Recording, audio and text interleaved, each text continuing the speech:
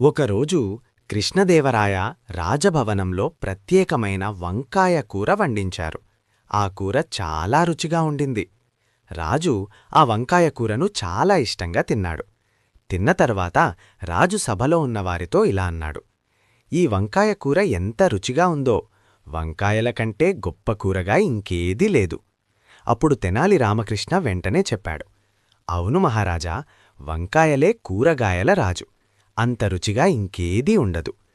కొన్ని రోజుల తర్వాత రాజుకు వంకాయ కూర తినడం విసుగుగా అనిపించింది.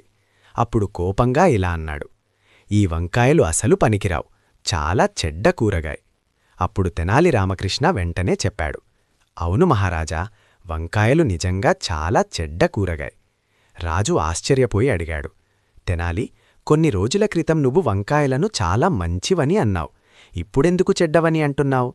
అప్పుడు తెనాలి రామకృష్ణ నవ్వుతూ ఇలా చెప్పాడు: "మహారాజా, నేను వంకాయలకు సేవకుడు కాదు, మీకే సేవకుడిని.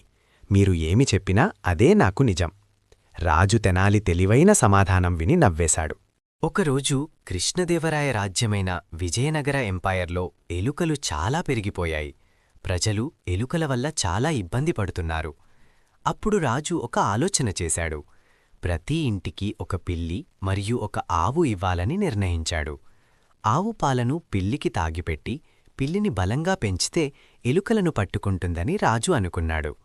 ప్రజలందరూ పిల్లులకు పాలు ఇచ్చి బాగా చూసుకున్నారు. కాని తెనాలి రామకృష్ణ మాత్రం వేరేలా ఆలోచించాడు. అతను ఆవు పాలను పేదవారికి మరియు తన కుటుంబానికి ఇచ్చాడు. ఒకరోజు రాజు అన్ని పిల్లులను చూసేందుకు వచ్చాడు. అందరి పిల్లులు బలంగా ఉన్నాయి, కాని తెనాలి రామకృష్ణ పిల్లి చాలా బలహీనంగా కనిపించింది. రాజు ఆశ్చర్యపోయి అడిగాడు: "తెనాలి, నీ పిల్లి ఎందుకు ఇలా బలహీనంగా ఉంది?" అప్పుడు తెనాలి రామకృష్ణ చెప్పాడు: "మహారాజా, నా పిల్లి పాలను తాగదు." రాజు నమ్మలేదు. వెంటనే ఒక గిన్నెలో పాలు తీసుకుని పిల్లి ముందు పెట్టాడు. కాని పిల్లి పాలను చూసి భయపడి పారిపోయింది. అందరూ ఆశ్చర్యపోయారు. అప్పుడు తెనాలి రామకృష్ణ నవ్వుతూ చెప్పాడు: "మహారాజా, నేను మొదటిసారి చాలా వేడి పాలను పిల్లికి ఇచ్చాను. అప్పుడది నోరు కాల్చుకుంది. అప్పటినుంచి అది పాలను చూసినా భయపడుతోంది." రాజు ఈ విషయం విని కోపపడకుండా నవ్వాడు. తెనాలి రామకృష్ణ చెప్పిన తెలివైన కారణం చూసి ఆనందపడ్డాడు.